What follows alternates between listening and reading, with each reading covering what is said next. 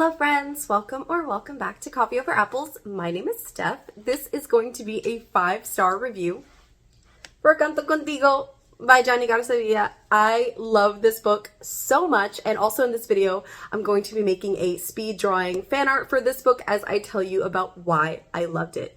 This immediately solidified my trust in this author and talking about nuanced issues in a way that I think is very healthy for teenagers, okay? I am of the belief that teenagers need stories that demonstrate positive and constructive conversation around very sensitive issues. In this story, we are following a main character. His name is Rafi, and he is transferring to a new school. He is dealing with grief.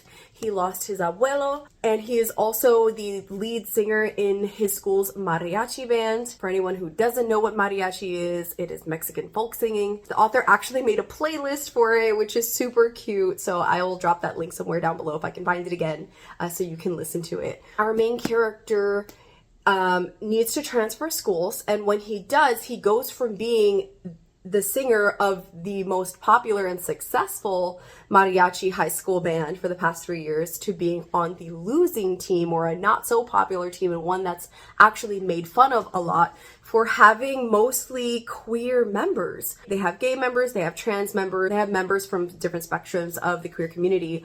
And so they are made fun of. And it does touch on homophobia a little bit in Latine spaces. So the name of this group is Lo Todos Colores, which is just kind of spot on and adorable. And our character goes there and immediately realizes that the current lead singer, or like one of the current like frontal members, is actually someone that they had a fling with at a party like a year before, like a old flame kind of, and that their relationship didn't really work out after that moment. So there's a little bit of tension there.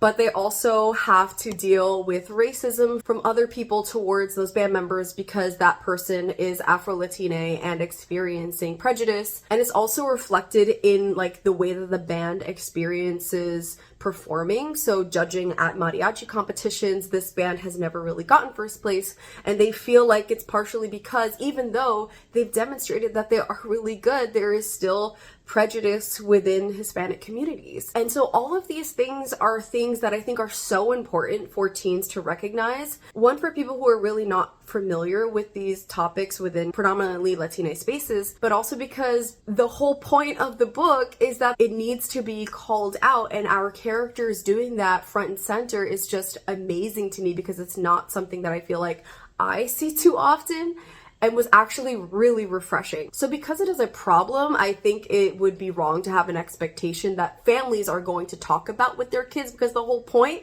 is that they're not talking about it. So we need stories like this in order to talk about it. What I love about Rafi's character is that he stands up when he sees something. When he sees someone being messed up to Ray, or any of the other characters, he actually stands up and does something about it. Ray is a trans boy, and there's a specific scene in their relationship which I really appreciated because I feel like the author actually took a moment to not just give Rafi the space to stand up for Ray. In being there for Ray, they were also there for the private moments that are hard. So transitioning is not an easy thing, and I'm not speaking from experience. I'm just like, from what I hear from people that I know and what I understand about it, just the whole process of transitioning is not just a walk in the park. It's not, you don't just wake up one day and decide like, oh, today I'm gonna be this thing. There's a whole, like, if you are on any kind of hormones, there's a whole bodily process and change that one goes through. And so we see a little bit of that with Ray, and also Rafi being supportive of Ray and demonstrating like, hey, this is a hard thing and reality that they have to do. So I thought that was just really beautiful. Also, let's just be like totally honest, right? High schoolers, especially seniors, these are seniors in high school, by the way, they're getting ready to go to college. High schoolers talk about sex. High schoolers, yes, like they watch inappropriate shows and they watch things that they probably shouldn't be watching, right? And it's like, we need healthy depictions of sexual relationships in older YA characters.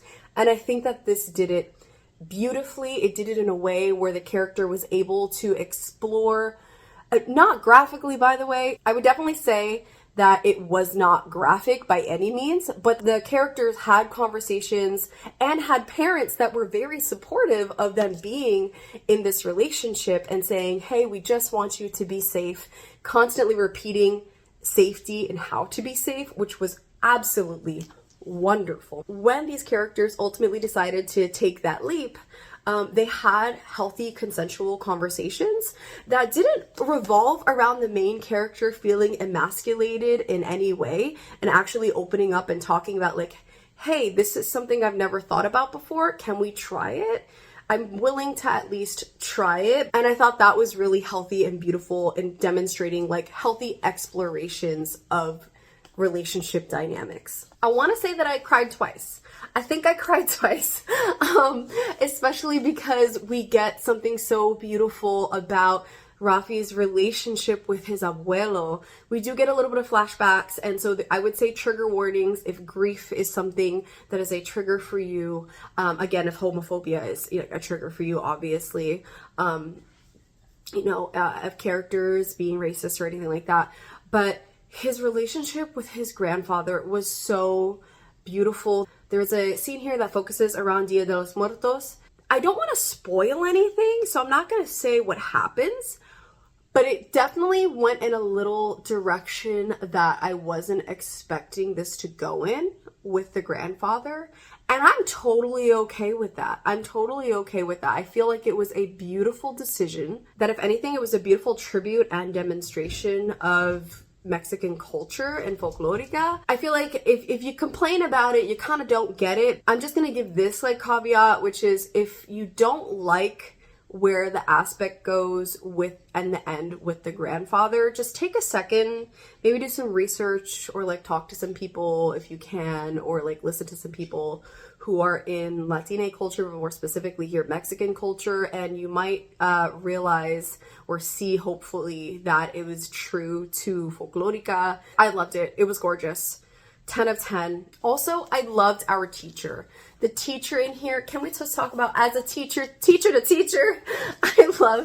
I love the representation in here, how supportive she was, how she gave the characters space to be themselves, but it was also very firm and held them to a standard.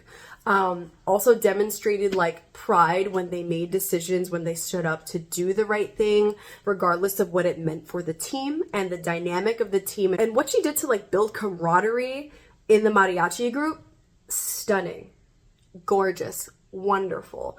I loved all the characters. I really don't like, I get no notes. I don't know what to say about the other characters other than that I loved them. The rep here was, to me, was gorgeous. Healthy responses from Latine parents about social issues, gorgeous.